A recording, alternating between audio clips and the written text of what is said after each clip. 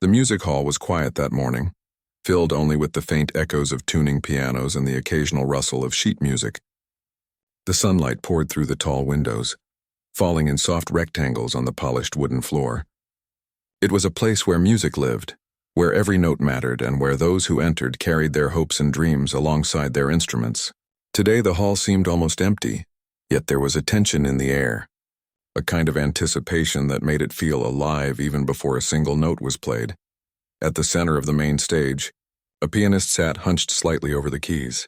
He was known in the music world for his technical skill, for the precision with which his fingers could glide across the keyboard. He had performed in prestigious halls before, won awards and been praised by critics. But behind his accomplishments there was something else, an arrogance, a sharp tongue, and a sense of superiority that made him unlikable to many.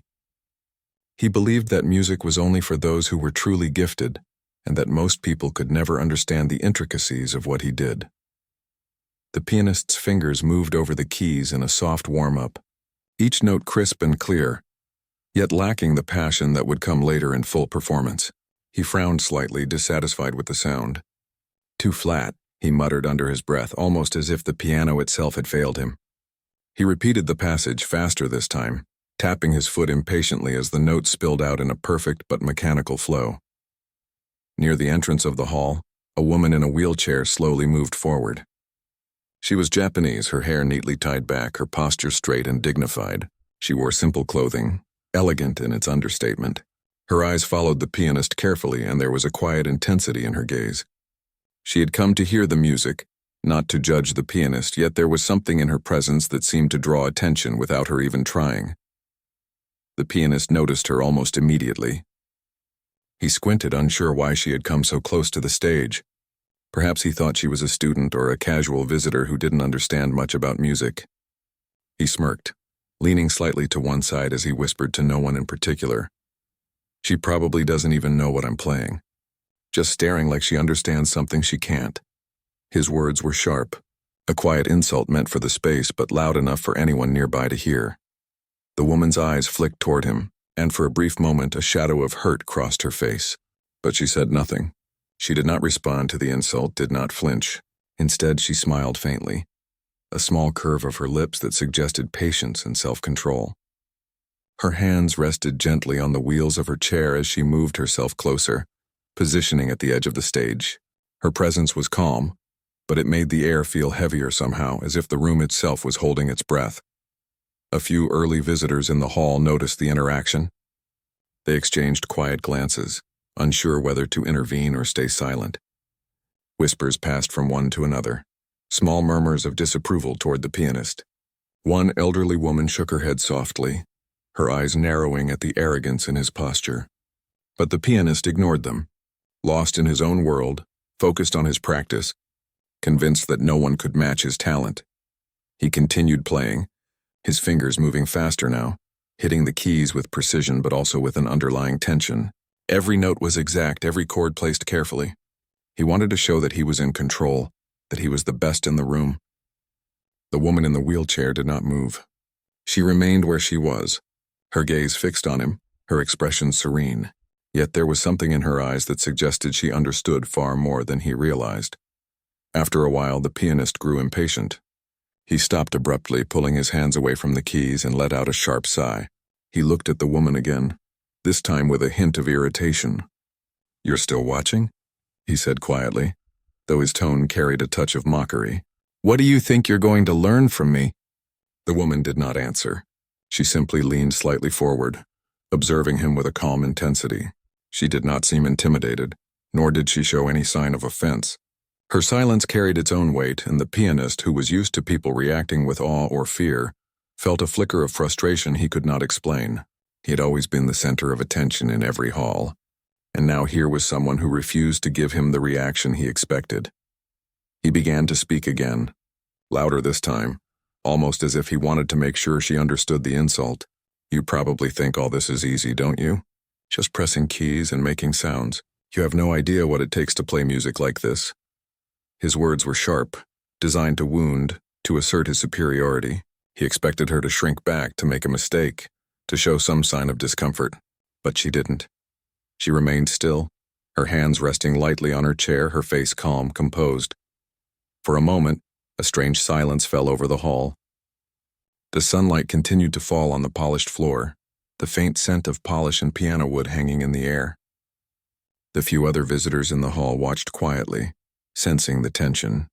Some felt sympathy for the woman, others for the awkwardness of the pianist who seemed to be confronting something he did not understand. The pianist's hands hovered over the keys. Restless, he began to play again, faster now, attempting to drown out the tension with music. His movements were sharp, almost aggressive. Each chord he struck seemed to demand attention, to show the power of his skill.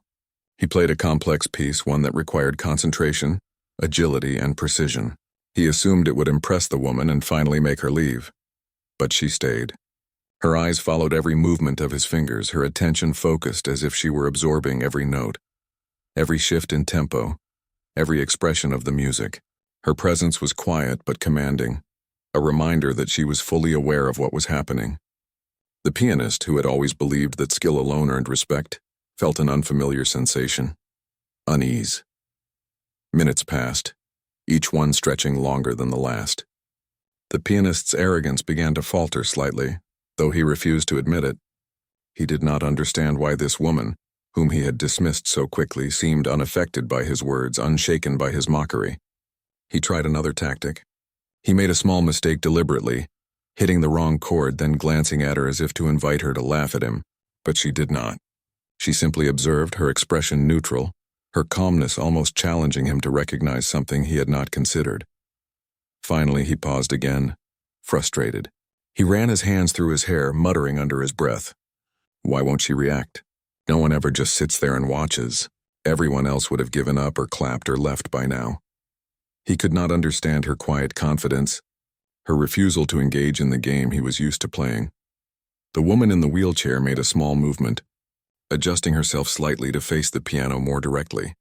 She did not speak, but her presence seemed to fill the room. There was a quiet dignity in the way she carried herself, a strength that the pianist could not ignore.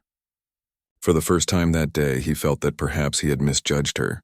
He did not understand why, but there was something different about her, something that could not be measured by skill alone, something that went beyond the notes on the page or the applause of an audience.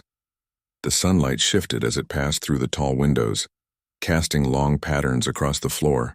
The pianist looked up, briefly catching the woman's gaze. There was a stillness in her eyes, a quiet determination, and a hint of a smile. It was subtle, almost imperceptible, but it made him pause. In that moment, he realized that he had underestimated her. Not because of her appearance, not because of her quiet demeanor, but because he had allowed his arrogance to blind him. And so the morning passed, the hall quiet except for the soft echoes of the piano. The pianist, still seated at the keys, felt a strange mix of irritation and curiosity. He did not yet know what the woman in the wheelchair was capable of, but something about her made him uneasy in a way he had never experienced before. For the first time, he felt that his music alone might not be enough to impress, to dominate, to command the attention he had always expected. The woman did not move. She remained where she was, observing, waiting, patient. There was no anger in her, no desire to challenge him openly, only a calm awareness. And in that quiet moment, as sunlight danced across the polished floor and the faint scent of piano polish lingered in the air, the stage was set for a confrontation that would be unlike any other. A meeting not of words or insults, but of skill, spirit, and determination. The pianist would soon learn that talent and arrogance are not always the same, and that appearances, first impressions, and assumptions can be misleading. But for now, the music hall was still waiting, holding its breath, as two very different people prepared to face each other in a way that would astonish everyone present. The pianist sat at the keys, still tense from the encounter earlier. The woman in the wheelchair had not moved, had not reacted, and yet her presence seemed to press against him in a way that made him restless. Every note he played now felt heavier, as though the air itself had grown thick with expectation. The hall, still mostly empty, seemed to watch along with them, holding a quiet attention that made even the faintest mistakes feel amplified. He tried to ignore her, telling himself that she was just her visitor, perhaps a student or someone curious about music but without any real understanding.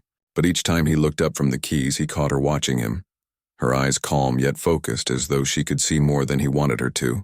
He frowned. He had performed countless times, faced critics and audiences who scrutinized every note, yet never had he felt the unsettling weight of someone's gaze in quite this way. He decided to change the piece, choosing a faster, more complex composition. He hoped that speed and technicality would impress her, would finally earn her reaction, or at least make her leave. His fingers moved over the keys in a blur, each chord sharp, precise, almost mechanical. The notes filled the hall, but there was an underlying tension in his performance. He was no longer playing for the music itself, but to prove something. To prove that he was better than this silent observer in the wheelchair. The woman remained where she was. Her hands rested lightly on the wheels of her chair, her back straight, her head tilted slightly as she absorbed each note. There was no expression of surprise, no sign of awe, no clapping. Just calm observation. She seemed to be listening not only to the music, but to the space between the notes, to the intention behind every movement, to the emotion hidden in the technical precision. The pianist noticed that some of the few other visitors in the hall were watching as well. Their eyes occasionally flicked toward the woman, as if they sensed that she was more than just a passive observer. Some exchanged quiet whispers, eyebrows raised, mouths slightly open in surprise at the stillness and dignity of her presence. The pianist, however, refused to acknowledge them. He focused on the piano, trying to drown out the awareness that something in the room had shifted. As he played, he could not help but glance at her again. She did not flinch, did not turn away. Instead, she leaned forward slightly as though the music itself was drawing her closer. He felt a flicker of irritation. Why wasn't she impressed? Why did she not react like everyone else? He had expected her to show some sign of admiration or at the very least confusion. But there was none of that. She seemed to know something he did not, and the realization gnawed at him. He tried another tactic. He stopped abruptly and looked at her, his face tight with frustration. "Do you think this is easy?" he asked, though not expecting an answer. "Do you think anyone can just sit and watch me play without understanding?" His voice carried across the hall, louder than before, sharp enough to sting the quiet air. The woman's eyes met his, calm, unwavering. She did not answer. Her silence felt deliberate, like a challenge. The pianist shook his head, muttering under his breath, "Impossible. No one is like this." He tapped his fingers on the keys impatiently, waiting for some reaction, some acknowledgement, some sign that his music had reached her. But she did not move, did not speak. She simply sat patient, composed, and observant. Her presence was almost magnetic, pulling the attention of everyone else in the hall toward her calm, quiet figure. He began to play again, faster, louder, hoping that the complexity of the notes would overwhelm her, would finally force her to show emotion. His fingers flew over the keys, executing intricate runs, sudden pauses, sharp accents. He played with skill, with precision, with all the power he could summon. The sound of the piano filled every corner of the hall, bouncing off the walls, echoing in the high ceiling. The woman in the wheelchair did not move. She did not flinch at the loud chords, did not turn away at the rapid passages. She simply watched and listened, her expression serene. There was no fear, no judgment, no excitement, only focus.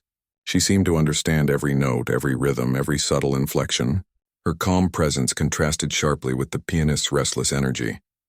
A few visitors in the hall shifted in their seats. One leaned forward, whispering softly to another, "Who is she? She seems different. Not just watching, more like she understands everything." The others shook their head quietly, eyes wide. The pianist, oblivious to the murmurs, was too caught up in his frustration to notice. He believed that silence meant she had no appreciation, no understanding, when in fact her quiet observation was far more powerful than any outward display of emotion. Minutes passed. The pianist slowed slightly, taking a deep breath, trying to regain control over the music and over himself. But he could not shake the unease that had settled in his chest. He had never faced an audience or a single observer who remained so calm, so composed, so unaffected by both skill and insult. His arrogance, which had always been his shield, now felt fragile. He tried once more to provoke her, this time verbally. "Are you going to say anything or just keep staring?" He asked, louder than before, frustration bleeding into his voice. "Do you think this makes you look impressive? Do you think watching someone else is a skill?" His words were sharp, designed to hurt, but they were met with the same quiet dignity he had seen all along. The woman's eyes did not waver. She tilted her head slightly, a subtle gesture that suggested curiosity rather than fear or offense. She did not answer, did not retreat, did not flinch. She simply observed, and in that observation, there was a calm strength that made the pianist hesitate for a brief moment. He had underestimated her, and the realization made him uncomfortable. He had never been made to feel small by someone who had not even touched a note. The silence between them grew heavy. The pianist stopped again, hands hovering above the keys, unsure of what to do next. He had expected control, admiration, recognition. Instead, he felt a strange tension, as though the hall itself was waiting for something to happen. The woman's presence had shifted the energy in the room. It was no longer about his skill or his arrogance. Something else was at play, something he could not name but could feel pressing against him from every corner of the hall. The woman made a small movement, adjusting herself in her wheelchair to face the piano more directly. Her hands rested lightly on the wheels, her back straight, shoulders relaxed. Her calmness was not passive, it was deliberate, strong, and quiet. It was a presence that demanded attention, not through sound or words, but through the simple act of being there, fully aware and fully present. The pianist felt a flicker of something unfamiliar, curiosity mixed with unease. He had always believed that skill alone could command respect. He had believed that anyone who witnessed his talent would recognize his superiority. And yet here was someone who saw through the surface, who observed without judgment, who refused to play the role he expected. It was disarming. He began to play again, softer this time, letting the music flow naturally rather than forcing it with speed and complexity. He wanted to test her, to see if she truly understood the emotion behind the notes. Each chord carried more feeling, more subtlety. Each pause between phrases became more intentional, more expressive. The sound filled the hall not just with technical brilliance but with a sense of vulnerability he rarely allowed himself to show. The woman continued to watch. Her expression softened slightly, a hint of a smile forming, subtle but noticeable. She leaned forward a little, as though the music was beginning to reach her in a way he had not anticipated. The pianist noticed, though he did not understand why it affected him so much. He had played for countless audiences, for critics, for judges, and yet none had made him feel this way. Time seemed to stretch in the hall. The sunlight moved across the polished floor, casting shadows that shifted with the hours. The pianist played, the woman watched, and the few visitors in the hall remained silent, sensing that they were witnessing something rare, something significant. It was a quiet confrontation, not of words or anger, but of presence, skill, and understanding. Finally, the pianist stopped. He sat back slightly, breathing heavily, hands resting on the keys. He looked at the woman in the wheelchair, and for the first time he felt unsure of himself. Her calmness, her quiet observation, her patient attention, it all challenged him in a way he had never experienced. He had expected to impress, to dominate, to command. Instead, he felt seen in a way that made him uncomfortable, yet strangely aware of something he had long ignored: humility. The woman's eyes met his once more. She did not speak, did not clap, did not offer praise. She simply smiled faintly, a small, gentle curve of her lips that seemed to say more than words ever could. It was a silent acknowledgement, a recognition of the effort he had put forth, and yet it was also a challenge, a reminder that true understanding and true talent were not measured by arrogance, but by presence, patience, and awareness. The pianist sat back, feeling the weight of that realization. For the first time, he understood that he could not control everything, could not predict reactions, could not rely solely on skill to command respect. He had been challenged in the quietest of ways, and it left him unsettled, curious, and for the first time in a long while, genuinely interested in what would happen next. The woman in the wheelchair shifted slightly, preparing herself, as if she were about to make her next move. The pianist, unaware of what she had planned, felt a tension build in the air, an anticipation that something remarkable was about to unfold. The hall, still quiet except for the fading echoes of the piano, seemed to hold its breath, waiting for the moment when silence would give way to astonishment. And so, the stage was set. Two people so different yet connected by music, by presence, and by understanding, were about to face each other in a way that would astonish everyone. One through skill, one through quiet strength, both unaware of how much the other would change the course of the day. The hall had fallen into an uneasy silence. The echoes of the pianist's last notes had faded, leaving behind only the sound of his uneven breathing and the faint hum of distant air conditioning. The audience members, though few, sat quietly, unsure of what might happen next. The woman in the wheelchair remained still, her calm expression unchanged, her eyes fixed on the piano. The pianist shifted slightly on the bench, tapping one finger nervously against the wooden edge. He had played for long enough to know when an audience was captivated, but this was something else. This silence didn't feel like admiration. It felt like expectation. Something was about to happen, something he hadn't planned for. The woman slowly wheeled herself closer to the stage. Her movements were gentle, deliberate, and graceful. The sound of her chair rolling softly over the floor was the only thing that broke the stillness. The pianist frowned slightly, unsure of what she was doing. His arrogance, which had softened slightly during their strange standoff, began to flicker back to life. "What are you doing?" he asked quietly, his voice echoing in the still air. She didn't answer. Instead, she stopped near the side of the stage where a small portable keyboard had been placed earlier that morning by one of the staff members. It was meant for practice or demonstration, not performance, and most people had ignored it. But now all eyes turned toward it. The woman's hands moved carefully to the sides of her chair as she positioned herself closer. The pianist's frown deepened. "Surely you don't plan to play that," he said, his tone a mixture of disbelief and arrogance. "That keyboard isn't even tuned properly." Still, she said nothing. She adjusted her chair slightly and reached out toward the keys. Her movements were precise, controlled. The pianist crossed his arms, half amused, half curious. He expected an awkward attempt. A few uneven notes, maybe an amateur's effort to prove a point.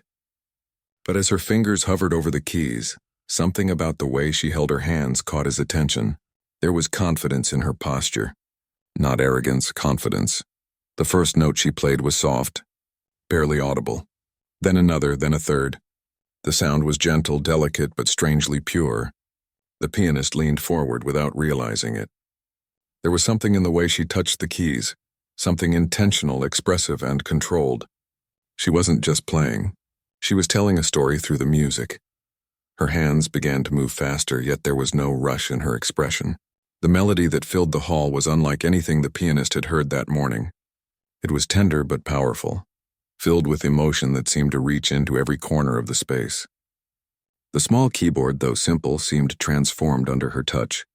Every note was alive, filled with feeling, precision, and meaning. The pianist's arms dropped to his sides. His eyes widened slightly as he watched her play. The arrogance he had worn like armor began to fade. She wasn't just skilled, she was exceptional. There was a depth in her playing that he couldn't deny. Each movement of her fingers was measured, graceful, and confident. She played as if the music was flowing directly from her heart. The audience was completely silent. Even those who had been whispering earlier now sat frozen, eyes wide, captivated by the sound that was emerging from that small instrument. The notes danced in the air, soft yet commanding, emotional yet restrained.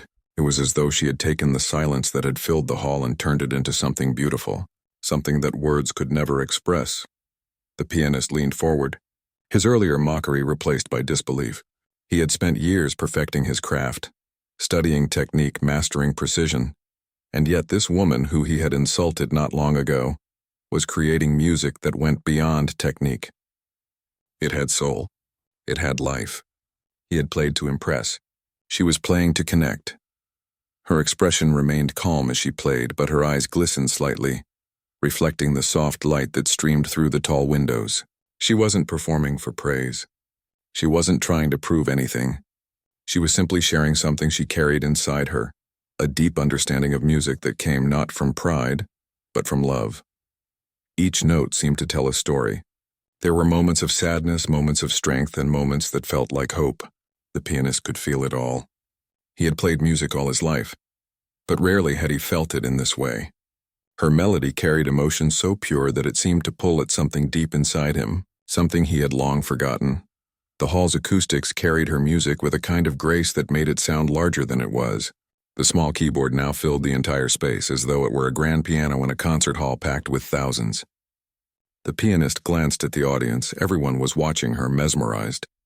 No one moved. Even the staff members who had been quietly working at the back had stopped to listen. The woman's fingers slowed, then lifted briefly, hovering over the keys as if she were holding a moment in her hands.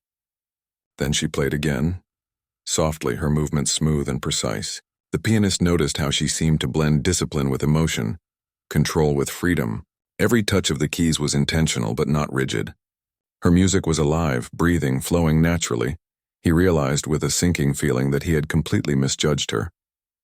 Earlier, he had seen only a woman in a wheelchair, someone he assumed could not understand the world of music the way he did.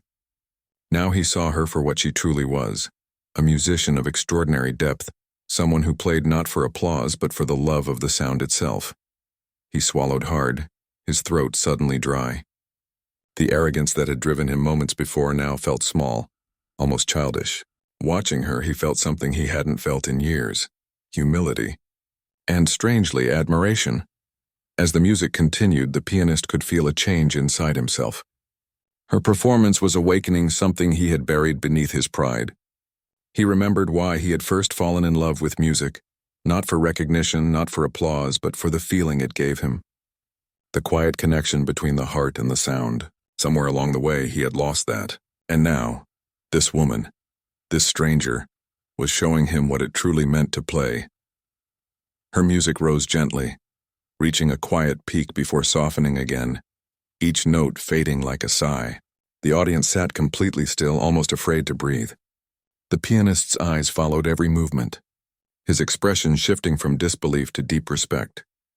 Finally, she played the last note, a soft, lingering sound that seemed to hang in the air long after her fingers had left the keys. For a long moment, no one moved. The silence that followed was not empty. It was full, alive, charged with emotion. The pianist could hear his own heartbeat, steady but loud in the quiet hall. Then slowly the audience began to clap. It wasn't the kind of applause that came from excitement. It was the kind that came from awe. People rose to their feet, clapping softly at first, then louder until the entire hall echoed with sound. The woman smiled gently, her eyes lowering as if humbled by the reaction. The pianist remained seated, frozen in place. His chest felt tight. He couldn't bring himself to clap at first, not out of pride, but out of realization. He had witnessed something far greater than skill.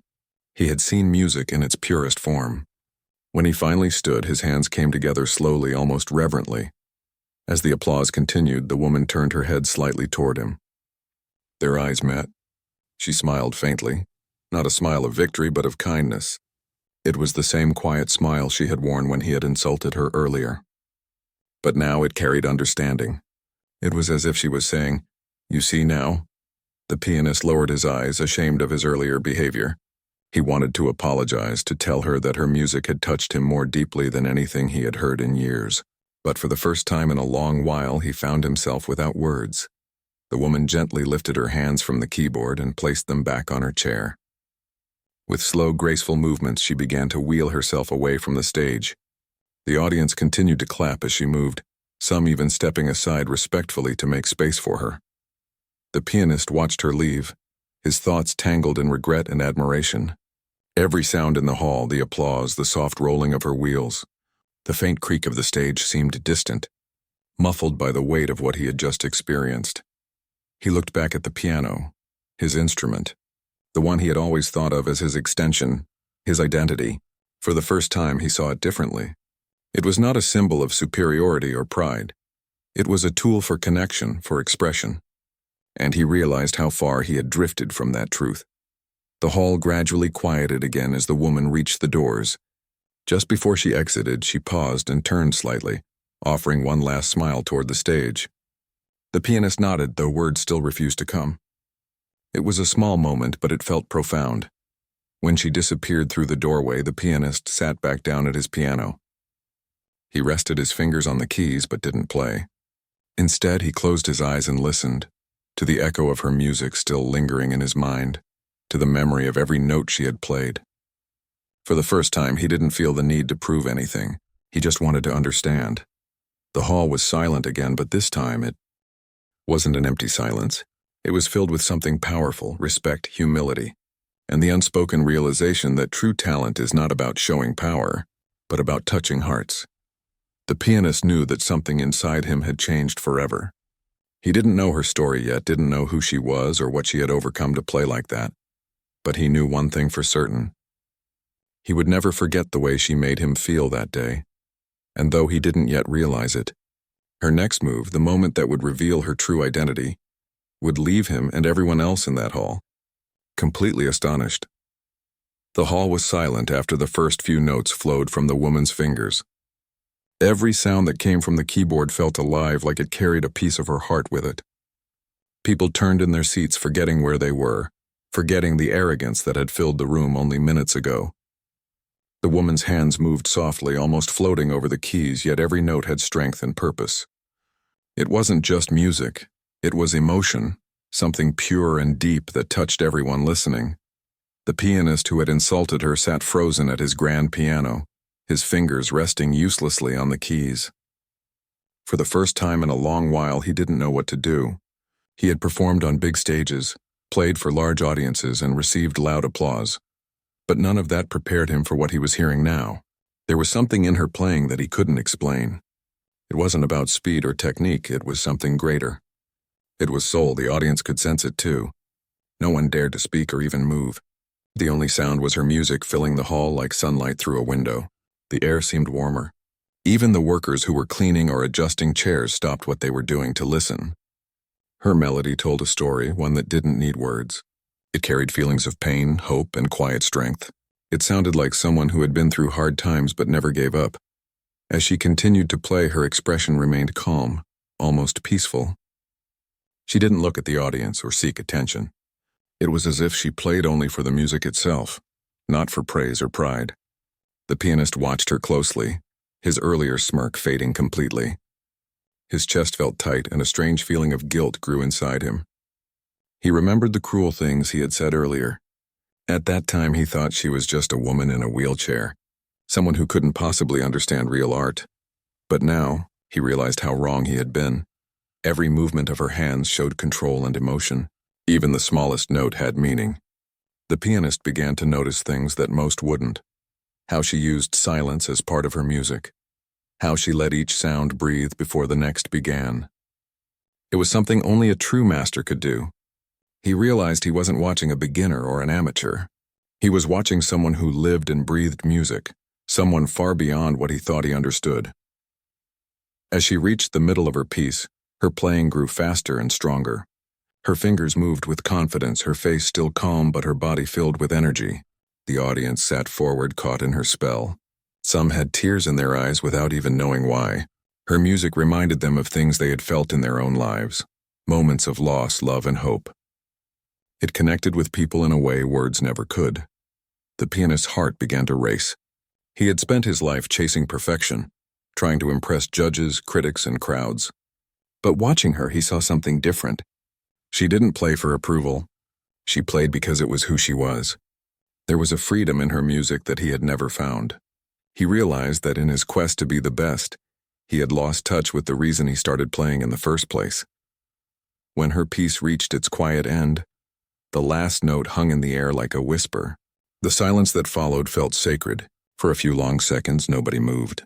Then the audience erupted in applause, loud, thunderous, full of emotion.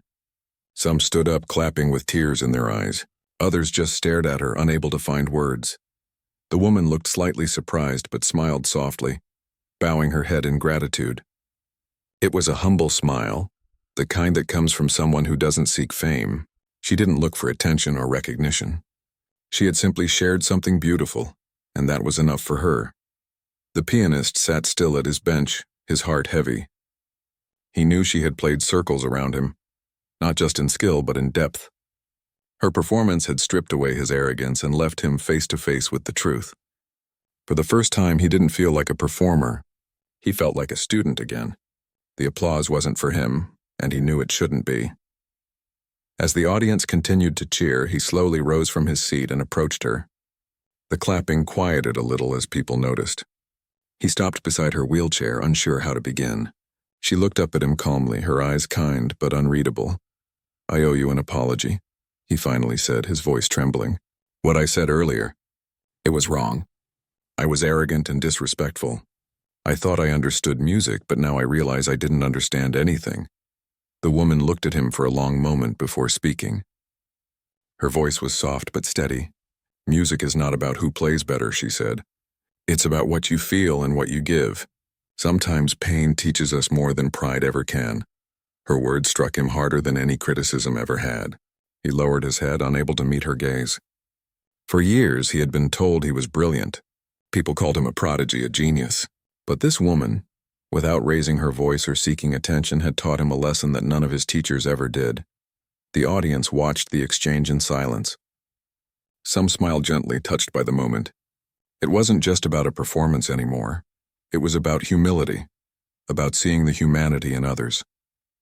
Then the woman looked down at her keyboard again and said quietly, "Would you like to play together?" He looked up, surprised. "Together?" She nodded. Music sounds better when it's shared. Without another word, she shifted slightly to make room for him. He hesitated for a moment, then moved to sit beside her at the keyboard. Their hands rested above the keys. She began a simple melody, something slow and graceful. He joined in carefully, following her lead. The sound that came out was warm and beautiful. Their styles were different, hers gentle and expressive, his structured and sharp, but together they created harmony. As they played, something changed inside him. The walls he had built around himself began to fall. He stopped thinking about perfection or technique and just listened. To her, to the music, to the quiet connection forming between them. The audience watched in awe. The two pianists, one proud and one humble, now played as equals. The woman's wheelchair no longer seemed like a limitation. Her presence commanded the stage not through force but through grace. The pianist's earlier arrogance had melted away, replaced with respect and gratitude. When the song ended, there was another moment of silence before the applause returned. Louder and more heartfelt than before. The audience cheered not just for the music but for what they had witnessed, a moment of understanding, forgiveness, and growth. The pianist looked at her again, his voice low but sincere. "Thank you," he said, "for showing me what real music is." She smiled gently. "You already had it inside you," she replied. "You just needed to listen." He nodded slowly, feeling her words settle deep inside him. For the first time in a long time, he felt peace. Not the kind that comes from success or fame, but the kind that comes from realizing you've learned something important about life. As the crowd slowly left the hall, people whispered about what they had just seen. Some said it was the most beautiful duet they had ever heard. Others said it was a reminder that talent and kindness are stronger than pride. But everyone agreed on one thing. The woman in the wheelchair had changed something in that room forever. When the pianist returned to his hotel later that night, he couldn't sleep. Her music replayed in his mind over and over again. It wasn't just the notes, it was the feeling behind them. He sat by the window thinking about all the times he had looked down on others, all the chances he had wasted by being proud. He realized that success meant nothing if it didn't have heart behind it. From that day on, he began to change.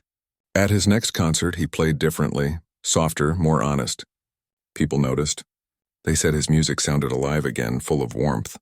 He didn't mention the woman to anyone, but in his heart, he knew every note he played carried a piece of what she had taught him.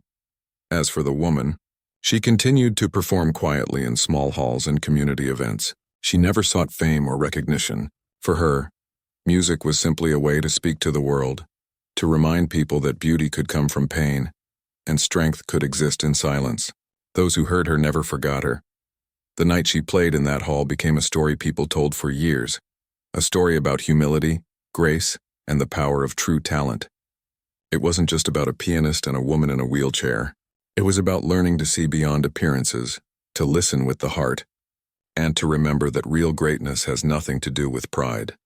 The next morning, the music hall was quiet again, but the memory of the night before still lingered in the air. The staff who worked there couldn't stop talking about what had happened. They spoke about how a woman in a wheelchair had silenced a crowd with her music, how she had played beside the pianist who once mocked her, and how the two had created something so pure that people were moved to tears. The pianist returned to the hall early that morning, long before anyone else arrived. He wanted to sit at the same piano where it had all happened. He didn't bring any sheet music. He didn't even plan to play anything. He just sat there, running his fingers lightly across the keys, remembering every moment of the night before, the way her music had filled the air, the calm expression on her face, the quiet strength in her hands.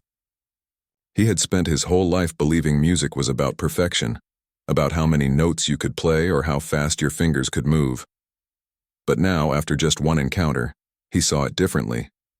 He realized that music wasn't about showing off, it was about sharing something real. He thought about the way she looked at the instrument like it was a part of her, like every key told a story she had lived. For the first time in years, he felt small, but not in a bad way. He felt humble. He felt human. A few people began to arrive for the day's rehearsals, and whispers spread quickly when they saw him there. Usually he carried himself with pride and a touch of arrogance, but today there was a softness about him, something different. When a young stagehand approached to adjust the lighting, the pianist smiled and thanked him. It was a small gesture, but it surprised everyone who knew him. He had changed. That afternoon, he asked the event organizer if he could get in touch with the woman from the previous night. The organizer hesitated, explaining that she didn't leave any contact information. She had performed as a guest and quietly left before anyone could speak with her in detail. She said she doesn't do interviews or public appearances, the organizer explained. She only plays when she feels the music calls her. The pianist nodded slowly. Then maybe she doesn't need to be found, he said softly. Maybe she already gave me what I needed. Over the next few weeks, his performances began to change. The audiences noticed it immediately. His music, once sharp and mechanical, now carried emotion. It felt alive. Critics wrote that his playing had matured, that it had gained a new depth. But he knew it wasn't skill. It was heart. He had finally learned to listen, not just play. During one of his concerts, while he was on stage playing a soft, emotional piece, he suddenly saw her again. She was sitting near the back of the theater, in her wheelchair, quiet and calm as always. Their eyes met for a brief second. She smiled and he smiled back. For a moment it felt as if time had stopped. After the concert, he rushed backstage and then out to the lobby, hoping to find her. But she was gone, as if she had appeared only to remind him of what mattered. He stood outside under the night sky, feeling the cool air and thinking about how strange life could be. Sometimes the people who change us the most are the ones we barely know. He returned inside, and when his assistant asked if he was all right, he said quietly, "I'm better than I've ever been." Months passed, and the story of that night spread far beyond the city. People spoke about the woman in the wheelchair who played like no one else could. Musicians from different countries wanted to know who she was, but no one seemed to find her. Some thought she might have been a retired concert pianist who had disappeared from the spotlight.